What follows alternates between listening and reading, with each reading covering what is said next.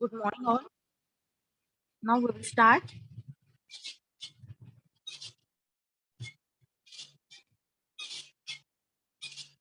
In this lecture, we are going to study last point of second unit, that is stability. Okay.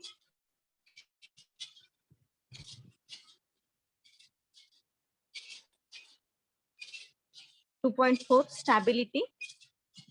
My voice is audible. आवाज येतोय का आणि screen visible आहे का तुम्हाला? Yes, ma'am. Okay. The system is said to be stable if produces bounded output for bounded input. It is used to define usefulness of system. Okay. Stability of system म्हणजे काय? तर जर एखाद्या सिस्टीमला bounded input apply केलं. आता bounded input म्हणजे काय? बाउंडेड म्हणजे काय?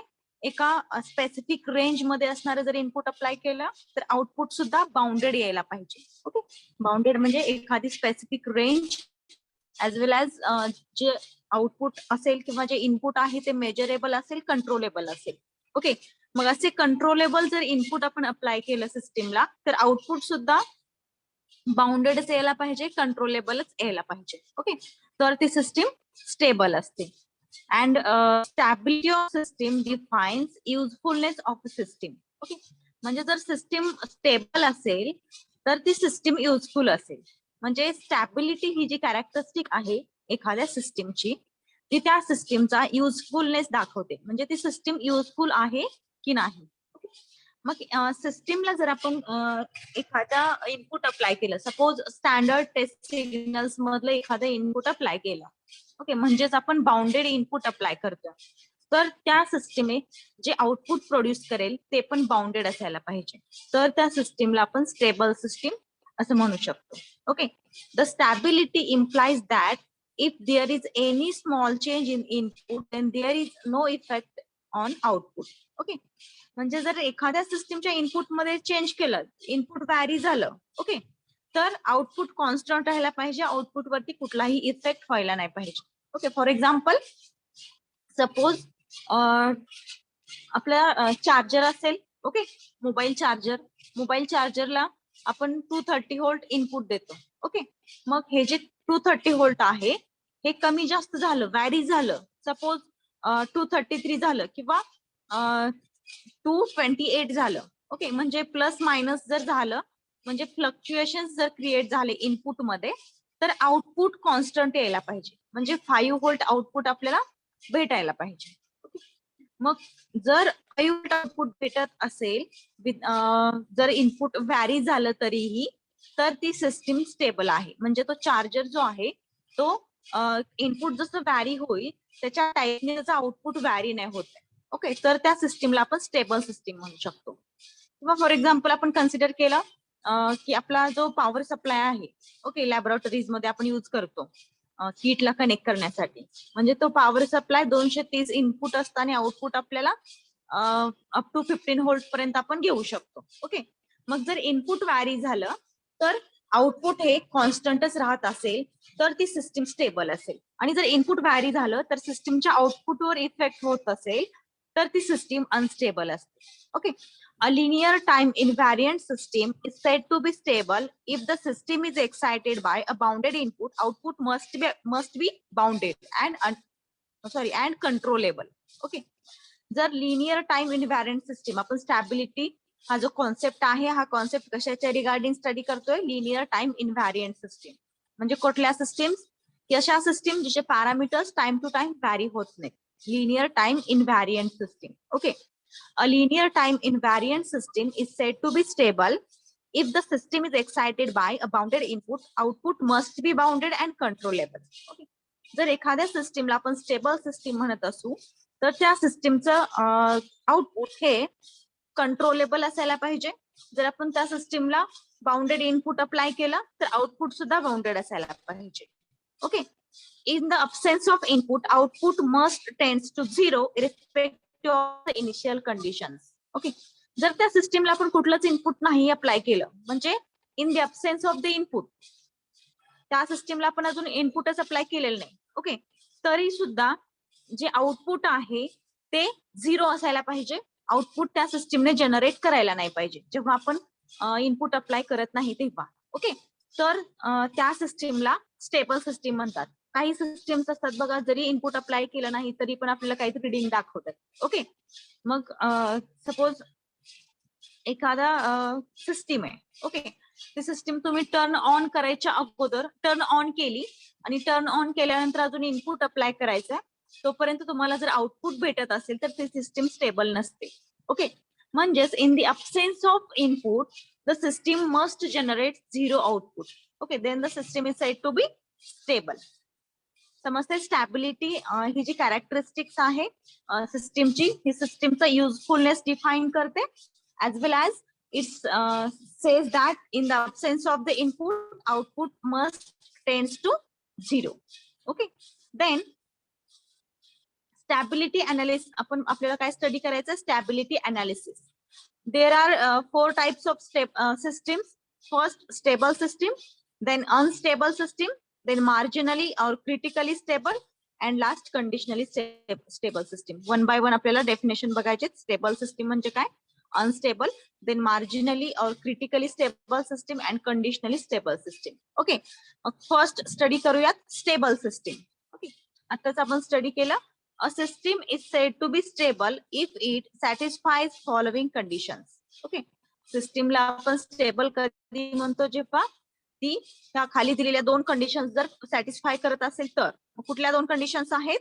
First, when system is excited by bounded input, output is also bounded and controllable.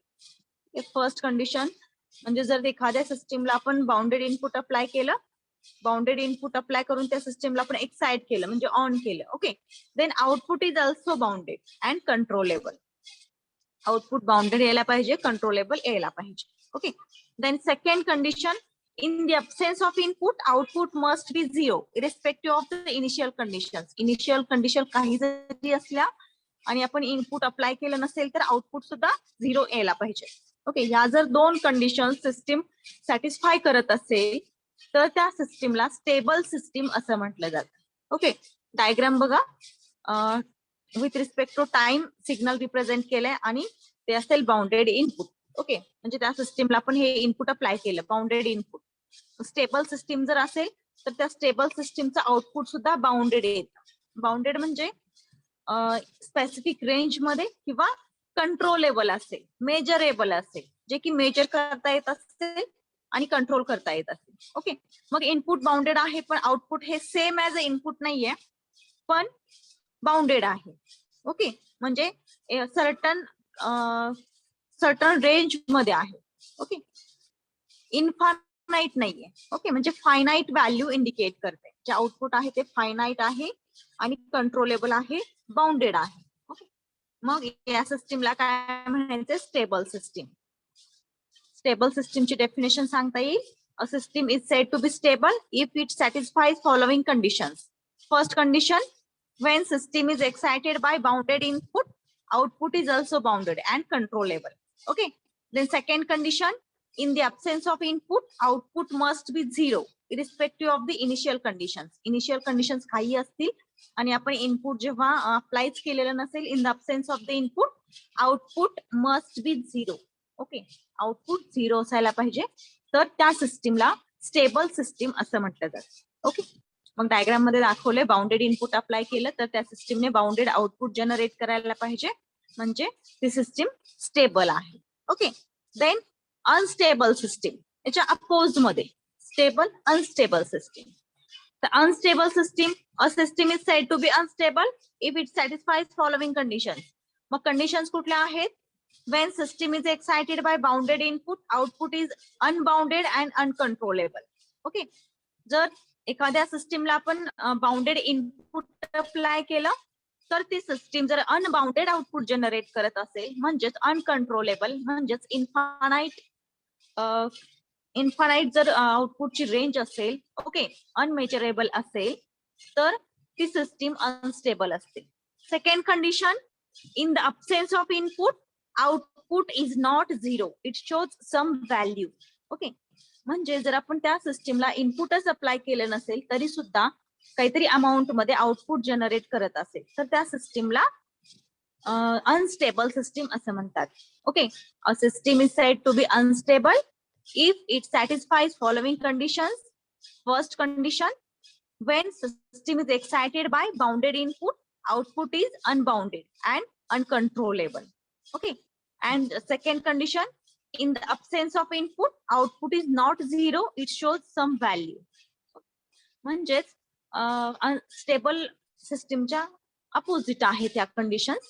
जर बाउंडेड इनपुट अप्लाय केले तर सिस्टीम अनबाउंडेड आउटपुट जनरेट करत असेल आणि जर आपण इनपुट अप्लाय केलं नसेल तर आउटपुट व्हॅल्यू काहीतरी इंडिकेट करेल. ओके, जर या दोन कंडिशन जर सिस्टीम फॉलो करत असेल तर ती सिस्टीम अनस्टेबल असते. डायग्राम मध्ये दाखवले बाउंडेड इनपुट, सेम आपण त्याच सिस्टीमला बाउंडेड इनपुट अप्लाय करत असतो आणि आपल्याला आउटपुट हे अनबाउंडेड भेटेल. अनबाउंडेड म्हणजे काय, जे आउटपुट आहे त्याची रेंज इन्फानाइट आहे. ओके, अनकंट्रोलेबल आहे आउटपुट आहे ते कसं आहे, अनकंट्रोलेबल, अनमेजरेबल, मेजर करता येत नाही असं, म्हणजे इन्फानाइट म्हणजेच अनबाउंडेड. ओके, म्हणजे त्याला काही रेंजच नाहीये, स्पेसिफिक रेंज नाहीये.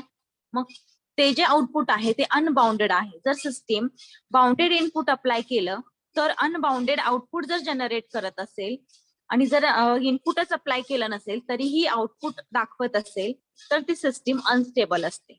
ओके, समजलं, stable system, unstable system. Then marginally stable or critically stable system. The marginally stable and critically stable system म्हणजे काय? A linear time invariant system is said to be marginally stable or critically stable if for a bounded input system generates constant amplitude and constant frequency oscillations. Such oscillations are called undamped oscillations. Marginally stable आणि critical stable system म्हणजे काय? त्या system stable आहेत but it generates constant amplitude and constant frequency oscillations. म्हणजे output हे इनपुटला follow करत नाहीये बट इट इज कॉन्स्टंट, पण ते कसं आहे, कॉन्स्टंट आहे. It generates undamped oscillations. Undamped oscillations generate करतायत म्हणजेच असे ऑसिलेशन्स जे की कॉन्स्टंट अँप्लिट्यूड आणि कॉन्स्टंट फ्रिक्वेन्सीने व्हॅरी होत असते. ओके, डायग्राम मध्ये दाखवलेत undamped oscillations. Unit step input apply केलंय. युनिट स्टेप इनपुट जेव्हा आपण अप्लाय करू म्हणजे 1 जो की स्टेडी असेल. ओके, मग जेव्हा युनिट स्टेप इनपुट अप्लाय करू सिस्टीमला, मार्जिनली स्टेबल सिस्टीमला, तेव्हा ती सिस्टीम काय करेल, कॉन्स्टंट अँप्लिट्यूड आणि कॉन्स्टंट फ्रिक्वेन्सीचे ऑसिलेशन्स जनरेट करेल. ओके, जे की कॉन्स्टंट असतील. ठीक आहे, मग त्या सिस्टीमला म्हणायचं marginally stable or critically stable system. जरी बाउंडेड इनपुट आपण अप्लाय केलं तरी आउटपुट हे बाउंडेडच असतं म्हणून या सिस्टीमला स्टेबल म्हटलंय. But it is marginally or critically stable, म्हणजे क्रिटिकल केसला ही सिस्टीम स्टेबल आहे. जे काही आउटपुट आहे ते असतील undamped oscillations. Okay, then conditionally stable system. What is mean by conditionally stable system? A linear time invariant system is said to be conditionally stable if the system is stable for certain conditions. After that it becomes unstable. Okay, म्हणजे certain conditions ला ते system stable असेल, after that it becomes unstable, then this system is known as conditionally stable system. Okay, a linear time invariant system is said to be conditionally stable if the system is stable for certain conditions. After it becomes unstable. Okay, म्हणजे काही कंडिशनला ती stable असेल, after that it becomes unstable. या सिस्टीमला काय म्हणायचंय, conditionally stable system. Okay, then based on transfer function properties stability is classified into 2 types, absolute stability and relative stability. म्हणजे सिस्टीमचे जे ट्रान्सफर फंक्शन आपण कॅल्क्युलेट करतो त्या ट्रान्सफर फंक्शनच्या प्रॉपर्टीज वरून स्टॅबिलिटी 2 टाइप्स मध्ये क्लासिफाय केली. First relative stability and okay, we will see what is meant by absolute stability and relative stability one by one. Okay, first absolute stability. If the system output is stable for all variations of its parameters, then the system is called absolutely stable system. Okay, म्हणजे आपण जे stable सिस्टीमची definition पाहिली की त्या stable system मध्ये काय सांगितलं होतं, जरी आपण इनपुट 0 दिलं तर सिस्टीमचं आउटपुट पण 0 यायला पाहिजे. ऍज वेल ऍज आपण इनपुट जर बाउंडेड अप्लाय केलं तर आउटपुट बाउंडेड यायला पाहिजे. त्याच्याच टाईपने ऍब्सोल्यूट स्टॅबिलिटी म्हणजे काय, की सिस्टीमचे पॅरामीटर्स जे आहेत, ऑल पॅरामीटर्स याच्यामध्ये जरी व्हेरिएशन जनरेट झालं तरीही सिस्टीम जर स्टेबल असेल, म्हणजे सिस्टीम स्टेबल आउटपुट जनरेट करत असेल तर ते सिस्टीम ऍब्सोल्यूट स्टेबल असते. Okay. Then second, if all poles of the system lies in left half of the plane, the system is said to be stable. Okay. म्हणजे जो आपला S plane आहे, S plane मध्ये real part आणि imaginary real axis आणि imaginary axis असतात. आपण poles and झिरोची डेफिनेशन बघताना यस प्लेन स्टडी केला. ओके. सिग्मा म्हणजे रिअल पार्ट, जे ओमेगा म्हणजे इमॅजिनरी पार्ट. ओके. एक्स ऍक्सिसला रिअल पार्ट असतील म्हणजे एक्स ऍक्सिस हा सिग्मा एलिमेंट इंडिकेट करेल आणि वाय ऍक्सिस आहे तो इमॅजिनरी ऍक्सिस आहे. इमॅजिनरी व्हॅल्यूज या वाय ऍक्सिस वर येतील. ओके. मग हा जो यस प्लेन आहे त्या यस प्लेनच्या लेफ्ट हाफला जर पोल्स आले तर ती सिस्टीम स्टेबल असते. म्हणजे आपण ट्रान्सफर फंक्शन कॅल्क्युलेट करतो. ट्रान्सफर फंक्शन मध्ये जो न्यूमरेटर असेल, न्यूमरेटर जे कॅरेक्टरिस्टिक इक्वेशन असेल, ओके, कॅरेक्टरिस्टिक इक्वेशनचे आपण जेव्हा रूट्स फाइंड आउट करतो, जर ते रूट्स हे यस प्लेनच्या लेफ्ट हाफला येतील. मग लेफ्ट हाफला कधी येतील यस प्लेनच्या, जेव्हा निगेटिव्ह रिअल पार्ट असतील. ओके. आणि इमॅजिनरी व्हॅल्यू असेल, पॉझिटिव्ह निगेटिव्ह इमॅजिनरी व्हॅल्यूज असतील आणि निगेटिव्ह रिअल पार्ट्स असतील तर ती सिस्टीम स्टेबल असते. समजते का? यस प्लेन डोळ्यासमोर real axis and imaginary axis. मग त्याच्या लेफ्ट हाफला जर रूट्स असतील, मग लेफ्ट हाफला रूट कधी येतील, जर निगेटिव्ह रिअल पार्ट असेल, म्हणजे सिग्माची व्हॅल्यू निगेटिव्ह असेल तेव्हा. आणि जे ओमेगा ऍक्सिस जो आहे त्याच्या लेफ्ट हाफला म्हणजे इमॅजिनरी जरी व्हॅल्यू आली तरी चालू शकते. म्हणजे रूट हे कॉम्प्लेक्स कॉन्जुगेट असतील तरी चालतील, बट निगेटिव्ह रिअल पार्ट्स असायला पाहिजे, तर ती सिस्टीम स्टेबल सिस्टीम असेल. ठीक आहे. If any of pole lie in RHS of the S plane, then the system is said to be unstable. Okay. म्हणजे जर रूट्स हे RHS ला आले, म्हणजे right half of S plane आले, प्रेझेंट असतील, तर ती सिस्टीम अनस्टेबल असते. म्हणजे पॉझिटिव्ह रिअल पार्ट असेल, म्हणजे जी व्हॅल्यू आहे रिअल पार्टची ही पॉझिटिव्ह असेल, म्हणजे सिग्माची व्हॅल्यू पॉझिटिव्ह असेल, आणि जर जे ओमेगा ऍक्सिसच्या राईट हाफला जर रूट्स आले तर ती सिस्टीम अनस्टेबल असते. Okay. Relative stable generates pure exponential response. absolute stable system generates pure exponential response as well as damped oscillations for unit step input. मग जी absolute stable system आहे, it generates pure exponential response as well as damped oscillations for unit step input. म्हणजे absolute stable system कधी म्हणतो आपण, जर ती system pure exponential output generate करत असेल किंवा डॅम्प्ड ऑसिलेशन्स क्रिएट करत असेल for unit step response, then the system is called as absolute stable. as well as if poles are lies on left half of S plane, then the system is said to be absolute stable. Okay. And if any variations of the parameters of a system, then the system is called, if the system output is stable for variations of the parameters, then the system is called as absolutely stable. Okay. त्याच्या दोन condition सांगता येतील, म्हणजे कुठलेही parameter जरी vary केले सिस्टीमचे तरी आउटपुट स्टेबल असेल, ऍज वेल ऍज जे रूट्स आहेत सिस्टीमचे ते रूट्स जर RHS ला LHS ला प्रेझेंट असतील, म्हणजे left half of S plane present असतील, तर ती सिस्टीम ऍब्सोल्यूट स्टेबल असते. And it generates pure exponential response as well as damped oscillations for unit step input. Unit step input apply केल्यानंतर pure exponential response as well as करत असेल तर ती system absolute stable असते. Okay. Then relative stability. What is relative stability? It is an quantitative measure of how fast transient response dies out. It is an quantitative measure of how fast transient response dies out. लक्षात आहे का तुमच्या? Transient response and steady state response. Transient response हा initial response आहे, जो की initial point पासून start होतो. सिस्टीम स्टार्ट केल्यानंतर ट्रान्झिएंट रिस्पॉन्स स्टार्ट होतो 0 to up to the final value. Okay, मग हा जो ट्रान्झिएंट रिस्पॉन्स आहे, सिस्टीम स्टार्ट केल्यानंतर जे ऍक्च्युअल आउटपुट आहे, ते ऍक्च्युअल आउटपुटच्या पॉइंट पर्यंत येईपर्यंत जो रिस्पॉन्स आहे तो असेल ट्रान्झिएंट रिस्पॉन्स. आणि हा जो ट्रान्झिएंट रिस्पॉन्स आहे किती फास्ट एंड होतो हे रिलेटिव्ह स्टॅबिलिटी इंडिकेट करते, मेजर करते. ओके, म्हणजे जर रिलेटिव्ह स्टॅबिलिटी जास्त असेल सिस्टीमची तर ट्रान्झिएंट रिस्पॉन्स हा कमी असतो.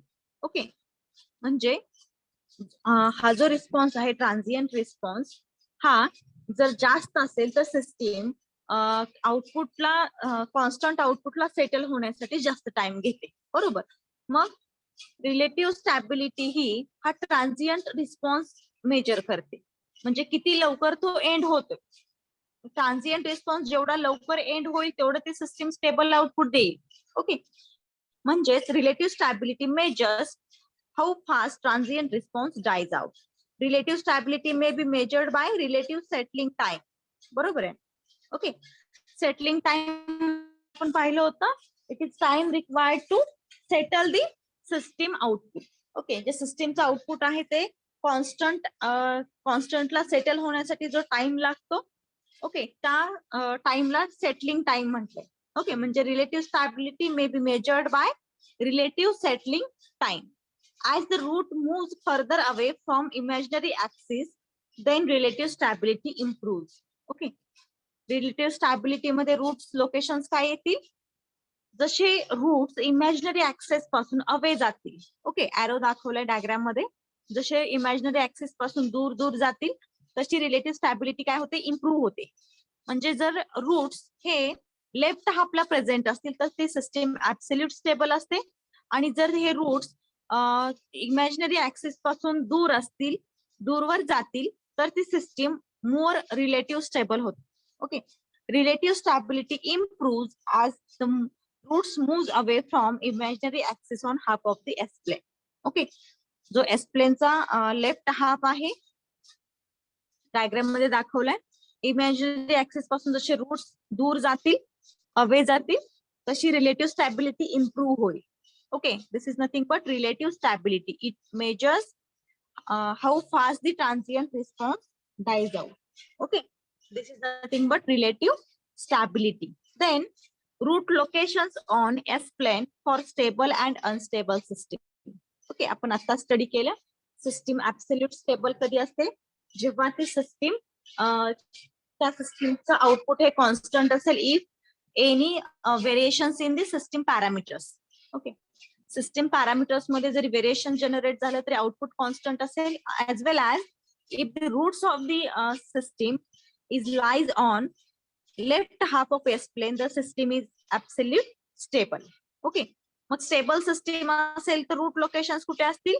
Left half of S plane. Okay, मग हा एस प्लेन आहे, सिग्मा अँड जे ओमेगा ऍक्सिस असे दोन ऍक्सिस आहेत, म्हणजे रिअल ऍक्सिस आणि इमॅजिनरी ऍक्सिस. मग हा जो एस प्लेन आहे, या एस प्लेन वरती लेफ्ट हाफला जर रूट्स प्रेझेंट असतील तर ती सिस्टीम स्टेबल असेल. शेडेड मध्ये दाखवले, शेडिंग मध्ये locations of roots for stable system. जर सिस्टीम स्टेबल असेल तर लेफ्ट हाफला रूट्स येतील, मग सेकंड क्वाड्रंट असू द्या किंवा थर्ड क्वाड्रंट असू द्या. ओके, मग यामध्ये जो सिग्मा आहे तो निगेटिव्ह असेल. बरोबर, बघा झिरोच्या लेफ्ट साइडला, म्हणजे सिग्मा म्हणजे रिअल पार्ट जो आहे तो निगेटिव्ह रिअल व्हॅल्यूज असतील, -1, -2, -3. ओके, आणि जर सेकंड म्हणजे जर कॉम्प्लेक्स कॉन्जुगेट रूट असेल, म्हणजे सिग्मा प्लस मायनस जे ओमेगा अशा टाइप मध्ये जर आला तर जे रूट्स आहेत ते जे ओमेगा व्हॅल्यू जी आहे ती पॉझिटिव्ह निगेटिव्ह असेल तरीही सेकंड किंवा थर्ड क्वाड्रंट मध्ये रूट येतील आणि सिस्टीम स्टेबल असेल. पण जो रिअल पार्ट आहे तो निगेटिव्ह असायला पाहिजे. ओके, म्हणजे roots are negative and complex conjugate. Negative असतील किंवा कॉम्प्लेक्स कॉन्जुगेट असतील विथ निगेटिव्ह रिअल पार्ट तर ती सिस्टीम काय असेल? स्टेबल असेल. रूट लोकेशन जर तुम्हाला विचारलं एक्झाम मध्ये for stable system, root locations of S plane. Okay. मग S plane वरती stable system चं root location काय असेल? Left half of F plane. Okay. Then root locations for unstable system. Roots are present or lies on right half of S plane. जर system unstable असेल तर सिस्टीमचे roots हे right हाफला असतील. Okay, S plain जो imaginary axis आहे, imaginary ऍक्सिसच्या right हाफला, right साइडला जर रूट्स प्रेझेंट असतील तर ती सिस्टीम अनस्टेबल असेल. म्हणजेच जो रिअल पार्ट आहे तो पॉझिटिव्ह रिअल पार्ट असेल. ओके, म्हणजे जर रिअल व्हॅल्यू पॉझिटिव्ह असेल आणि रूट्स हे कॉम्प्लेक्स कॉन्जुगेट असतील with positive real part, then the system is unstable. समजतंय? एस प्लेनच्या रूट लोकेशन्स वरती सिस्टीम अनस्टेबल आहे की स्टेबल आहे हे कसं सांगता येईल? सपोज रूट हे मायनस रिअल पार्ट असेल, ओके, निगेटिव्ह रिअल पार्ट असेल, म्हणजे -6 हा जर पोल असेल, -6, तर ती सिस्टीम अनस्टेबल असेल. कारण तर ती सिस्टीम स्टेबल असेल कारण रूट हा निगेटिव्ह आहे आणि रिअल व्हॅल्यू आहे, म्हणजे तो लेफ्ट हाफला येईल, म्हणजे सिस्टीम स्टेबल आहे. ओके, आणि जर रूट सपोज +6 आला किंवा +2 आला तर ती पॉझिटिव्ह रिअल व्हॅल्यू आहे, म्हणजेच राईट हाफला येते. जेव्हा आपण लोकेट करू ती एस प्लेन वरती तेव्हा ती राईट हाफला येईल, रिअल ऍक्सिस वरती येईल +2, म्हणजे ती सिस्टीम अनस्टेबल असेल. ओके, समजतंय? जर रूट्स हे राईट हाफला असतील तर ते सिस्टीम अनस्टेबल, जर रूट्स लेफ्ट हाफला असतील तर ती सिस्टीम स्टेबल असेल. ठीक आहे. Then root locations for marginally stable system. आणि जर सिस्टीम मार्जिनली स्टेबल असेल म्हणजेच कंडिशनली स्टेबल, याची आपण डेफिनेशन बघितली. Marginally or critically stable system, if for bounded input system generates constant frequency and constant amplitude oscillations. Okay, जर बाउंडेड इनपुट अप्लाय केला आणि सिस्टीम ही constant frequency amplitude oscillations create करत असेल तर ती सिस्टीम मार्जिनली स्टेबल असते. ओके, मग रूट लोकेशन्स काय येतील मार्जिनली स्टेबल सिस्टीम साठी? तर ते इमॅजिनरी ऍक्सिस वरती प्रेझेंट असतील. Okay, for marginally stable system roots are present on or lies on imaginary axis. सगळे रूट्स, ऑल रूट्स, सिस्टीमचे जे सगळे रूट्स आहेत ते जर इमॅजिनरी ऍक्सिस वरती येत असतील आणि ते नॉन रिपीटेड असतील, ओके, इमॅजिनरी ऍक्सिस वर असतील आणि नॉन रिपीटेड असतील तर ती सिस्टीम मार्जिनली स्टेबल असते और कंडिशनली स्टेबल असते. Okay, then root stability criteria. Okay, मग ही जी सिस्टीम स्टॅबिलिटी आहे, हे सिस्टीमचे अनालिसिस जे आहे ते रूट स्टॅबिलिटी क्रायटेरिया, हा जो क्रायटेरिया आहे हा क्रायटेरिया स्टॅबिलिटी फाइंड आउट करण्यासाठी आपण यूज करतो. म्हणजे एक ट्रान्सफर फंक्शन जर दिलं, सिस्टीमचं ट्रान्सफर फंक्शन, आणि त्यावरून आपल्याला जर सिस्टीम स्टेबल आहे की अनस्टेबल आहे हे कॅल्क्युलेट करायचं असेल तर रूट स्टॅबिलिटी क्रायटेरिया यूज केला जातो. याच्यावरती न्यूमरिकल्स आहेत, हे आपल्याला स्टडी करायचे. ओके, आता रूट स्टॅबिलिटी क्रायटेरिया जो आहे त्याचं स्टेटमेंट काय आहे? The necessary and sufficient conditions for system to be stable if all the terms in the first column of roots array must have same sign. There should not be any sign change in the first column of roots array. ही आहे statement. यामध्ये काय सांगितलंय? Roots अरे हा एक concept आहे, मग तो नेक्स्ट लेक्चर मध्ये आपण स्टडी करणार आहोत. व्हॉट इज रूट्स अरे? From given equation, given equation वरून रूट्स अरे फॉर्म केला जातो. ओके, मग हा जो रूट्स अरे आहे त्या रूट्स अरे मधला फर्स्ट कॉलम आहे. या फर्स्ट कॉलम मधल्या ज्या ऑल टर्म्स आहेत, ऑल व्हॅल्यूज ज्या आहेत, ह्या व्हॅल्यूजचं साइन सेम असायला पाहिजे. म्हणजे जर पॉझिटिव्ह असेल तर सगळ्या व्हॅल्यूज फर्स्ट कॉलम मधल्या पॉझिटिव्ह असायला पाहिजे. जर फर्स्ट कॉलम मध्ये निगेटिव्ह व्हॅल्यू असेल एखादी तर सगळ्या व्हॅल्यूज ह्या निगेटिव्ह असायला पाहिजे. ओके, म्हणजे सेम साइन असायला पाहिजे. ह्या ज्या टर्म्स आहेत first column of roots array must have same sign, then the system is said to be stable. If there is any sign change then system is unstable. Okay, जर sign change असेल तर system unstable असेल and number of sign changes is equal to the number of roots lying on right half of S plain.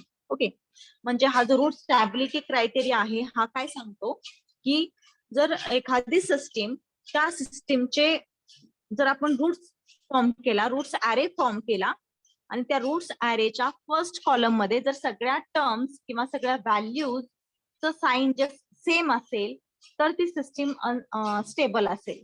आणि जर त्या values मध्ये sign change असेल, okay, म्हणजे काही व्हॅल्यू पॉझिटिव्ह असतील, काही व्हॅल्यू निगेटिव्ह असतील, जर साइन चेंज असेल तर ती सिस्टीम अनस्टेबल असते.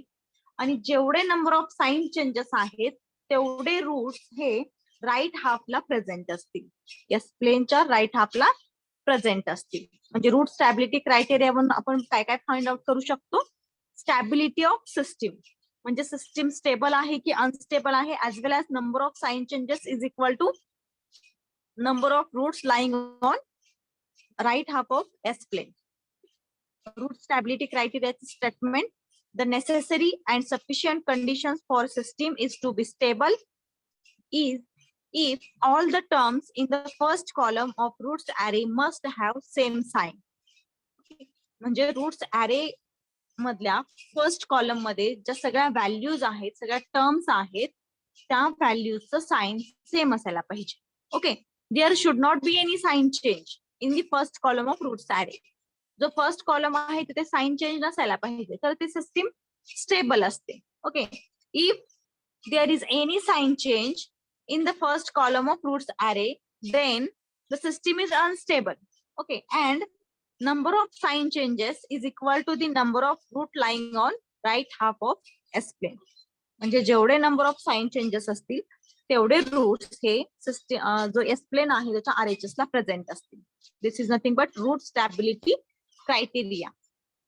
ठीक आहे, रिवाइज करूया आजच्या लेक्चरला आपण काय काय बघितलं ते आणि मग स्टॉप करूया. ठीक आहे, in this lecture we studied concept of stability. Okay, the system is said to be stable if it produces bounded output for bounded input.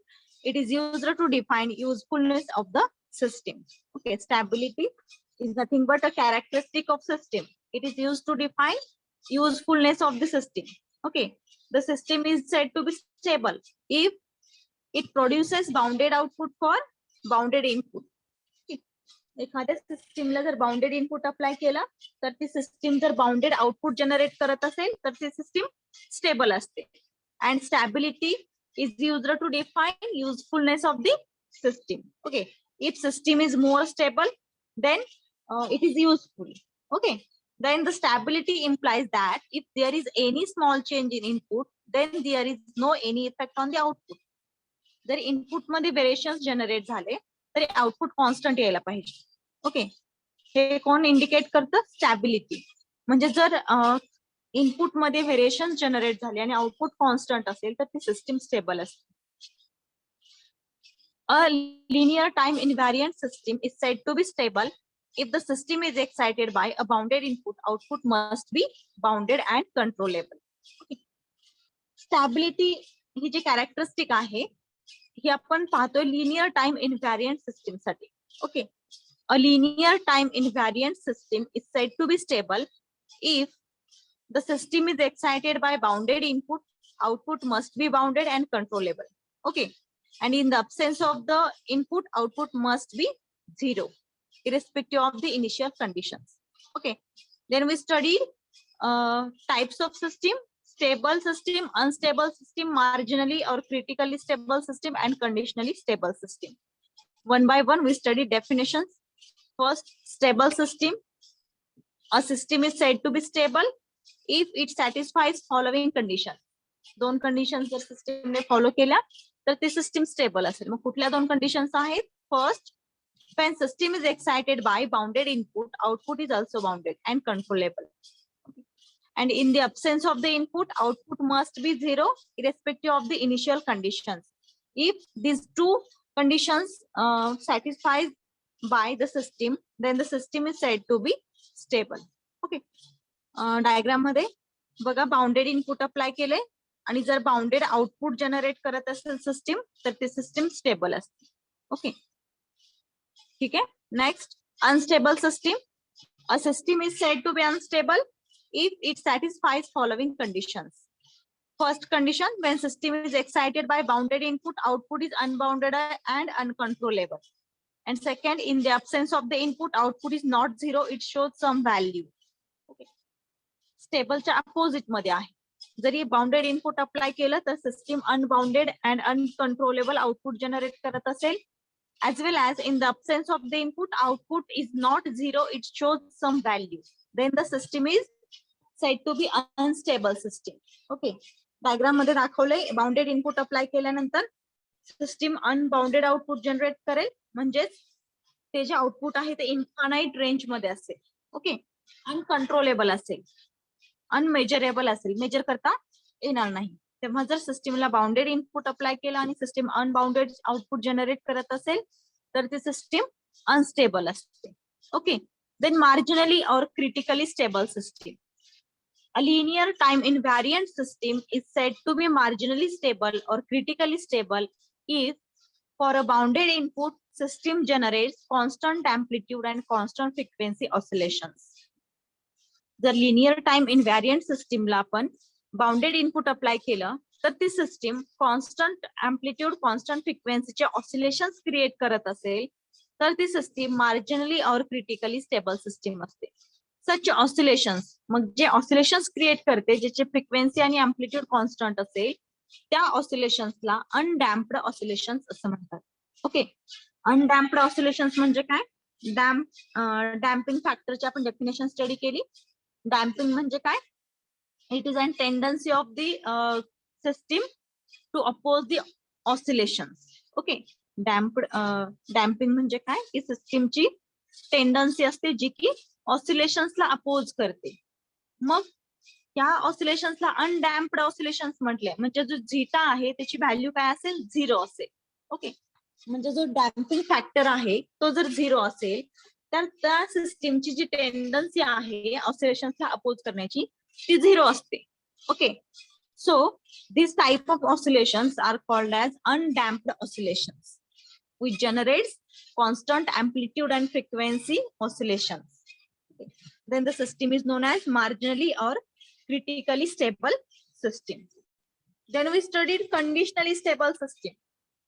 A system is said to be conditionally stable if the system output is stable for certain conditions and after that the system becomes unstable. Certain conditions साठी system stable असेल आणि त्या conditions नंतर system unstable होईल. Okay. Certain condition साठी stable आणि certain conditions नंतर ती सिस्टीम अनस्टेबल असेल तर त्या सिस्टीमला कंडिशनली स्टेबल सिस्टीम असं म्हटलं जातं. Okay. Based on the transfer function properties, stability is classified into 2 types, absolute stability and relative stability. What is absolute stability? If the system output stable for all variations of its parameters, then the system is called absolutely stable system. And second condition, if all the poles of the system lies on left half of S-plane, then the system is said to be stable. Okay. Absolute stable कधी असते system? If all the variations of its parameters, then the system output must be constant or stable. And if all poles lies on the left half of S-plane, then the system is said to be absolutely stable system. If any pole lies on right half of S-plane, then the system is unstable. Okay. म्हणजे जर right हाफला poles present असतील तर ती system unstable असते.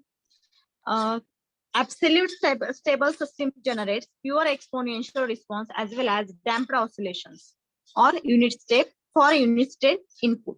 जर unit step input apply केलं absolute stable system ला तर त्या सिस्टीमचा जो रिस्पॉन्स आहे तो एक्सपोनेन्शियल असेल किंवा damped oscillations क्रिएट होईल. Okay. This is absolute stable system. Okay. Then relative stability. It is an quantitative measure of how fast transient response dies out. Okay. म्हणजे ट्रान्झिएंट रिस्पॉन्स किती लवकर संपतो याचं क्वांटिटेटिव्ह मेजरमेंट हे relative stability through केलं जातं. म्हणजेच जर रिलेटिव्ह स्टॅबिलिटी इम्प्रूव्ड असेल म्हणजे लेस असेल तर ट्रान्झिएंट रिस्पॉन्स जास्त असेल. ओके, म्हणजेच relative stability it is an quantitative measure of how fast transient response dies out. Okay, as well as relative stability measured by relative settling time. Okay, relative settling time तो आपण relative stability measure करतो. As the root moves further away from the imaginary axis, then relative stability improves. जो S-plane आहे, S-plane मधला जो imaginary axis आहे, मग हा जो imaginary axis आहे यापासून जेवढे रूट्स हे लेफ्ट हाफ पासून दूर जातील म्हणजे हा जो एस प्लेन आहे, एस प्लेन मधला जो इमॅजिनरी ऍक्सिस आहे म्हणजे जे ओमेगा ऍक्सिस, ह्या जे ओमेगा ऍक्सिस पासून जर रूट्सच्या व्हॅल्यूज ह्या दूर असतील, ओके, जसजशा दूर जातील तसतशी रिलेटिव्ह स्टॅबिलिटी इम्प्रूव्ह होईल. ओके, म्हणजे जर रूट्स हे इमॅजिनरी ऍक्सिस पासून जेवढे दूर असतील तेवढी रिलेटिव्ह स्टॅबिलिटी इम्प्रूव्ह होईल. As the root moves further away from imaginary axis, then relative stability improves. यावरती MCQ विचारला जाऊ शकतो. जसे रूट्स हे इमॅजिनरी ऍक्सिस पासून दूर जातील तशी रिलेटिव्ह स्टॅबिलिटी इम्प्रूव्ह होते. तसंच जर स्टेबल सिस्टीम असेल तर रूट लोकेशन्स काय असेल, अनस्टेबल असेल तर रूट लोकेशन्स काय असतात हे तुम्हाला यायला पाहिजे, लक्ष द्या. जर स्टेबल सिस्टीम असेल तर एस प्लेनच्या लेफ्ट हाफला रूट येतील, त्याच्या व्हॅल्यूज काय असतील. जर रूट्स दिले आणि सिस्टीम स्टेबल आहे का अनस्टेबल आहे सांगायला सांगितलं तर चेक करायचंय ते जे रूट्स आहेत त्याचे जो रिअल पार्ट आहे, रिअल व्हॅल्यू आहे ती निगेटिव्ह आहे का. ओके, निगेटिव्ह असेल आणि ती जर सेकंड अँड थर्ड क्वाड्रंट मध्ये येत असेल तर ती सिस्टीम स्टेबल असते. ओके, आणि अनस्टेबल असेल सिस्टीम तर रूट्स हे right half of S plane ला प्रेझेंट असतील. म्हणजेच जो रिअल पार्ट आहे रूट्स मधला तो पॉझिटिव्ह असेल, पॉझिटिव्ह रिअल पार्ट असतील किंवा जो कॉम्प्लेक्स कॉन्ज्युगेटच्या व्हॅल्यू असतील त्याच्यामध्ये पण जो रिअल व्हॅल्यू आहे ती जर पॉझिटिव्ह असेल तर ती सिस्टीम अनस्टेबल असते. ओके, लक्षात ठेवायचं MCQ ला यामध्ये कुठलाही रूट लोकेशन्स वरती क्वेश्चन येऊ शकतो. ठीक आहे, root locations for marginally stable system. Marginally stable system साठी रूट लोकेशन्स काय असेल, roots are present on imaginary axis. जो इमॅजिनरी ऍक्सिस आहे त्या इमॅजिनरी ऍक्सिस वरती जर नॉन रिपीटेड, पण रूट कशा असायला पाहिजेत, नॉन रिपीटेड असायला पाहिजे आणि इमॅजिनरी ऍक्सिस वरती प्रेझेंट असायला पाहिजे तर ती सिस्टीम मार्जिनली स्टेबल सिस्टीम असते.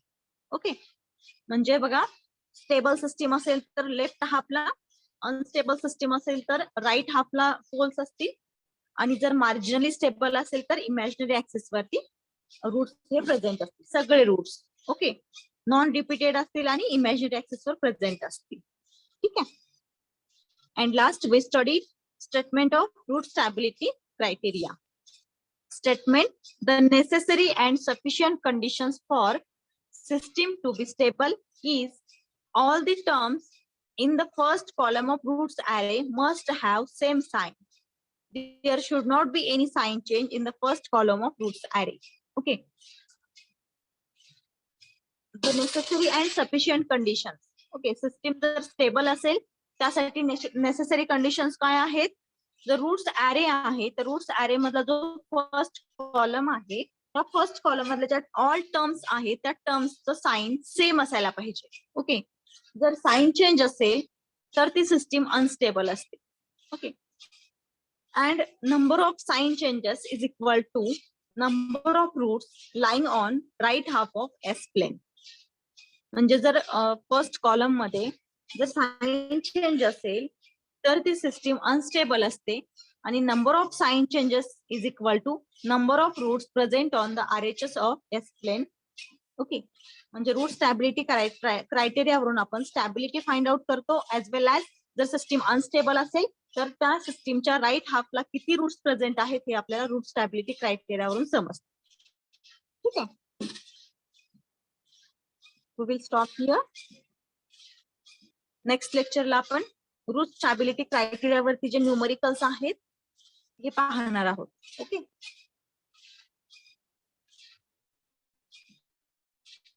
Attendance please. Roll number 1.